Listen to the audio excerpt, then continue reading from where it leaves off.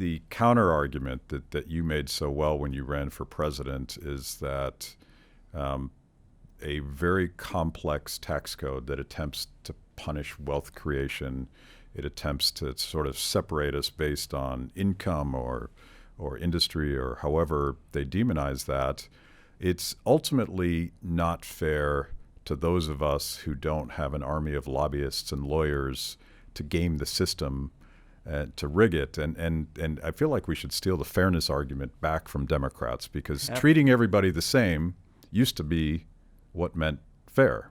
Yes, and half the lobbying in Washington revolves around this monstrosity. So let's just go through the words, my favorite thing. Constitution, amendments, 7,200 words. Bible, took centuries to put together, 773,000 words. And the federal income tax code and all the attendant rules and regulations, not just the code itself, that's just the start. But you have different rulings, interpretations from Treasury and everything else, 10 million words and rising. And nobody knows what's in it. It's a travesty. Several years ago, a magazine did a survey. They took a hypothetical family's finances, numbers, gave them to 46 different tax preparers, people considered experts in the field. And you know what they got back? 46 different tax returns, 46 different estimates of what that family owed, all different, thousands of dollars of difference. This from people who make their living at the thing. So it brings out the worst in us, and you have to look at opportunity costs. This is something very important because we tend to get caught up in economics and sound like we're nerdy bookkeepers. What is happening here? The IRS tells us we spend 6 billion hours a year filling out tax forms. Experts tell us we spend $200 to $400 billion a year complying with this incomprehensible, corrupt monstrosity. Go back 20 years. Think of literally tens of billions of hours, hundreds of billions of hours, literally trillions of dollars, all for this stupid code.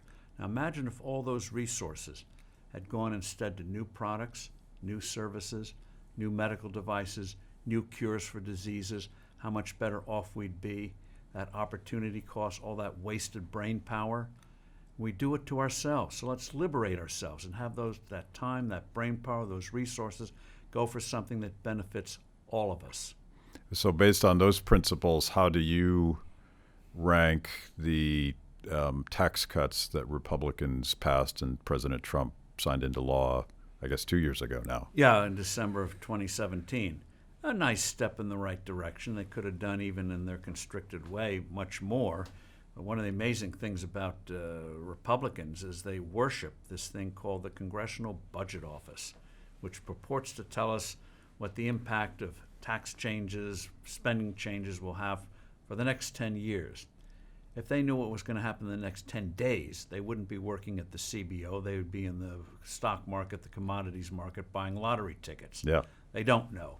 But nonetheless, the Republicans take it very seriously.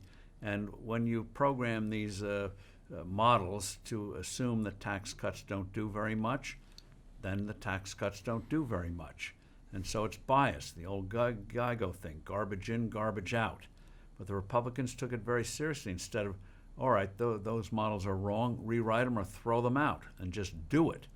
And if they did, we'd have an even more prosperous economy today.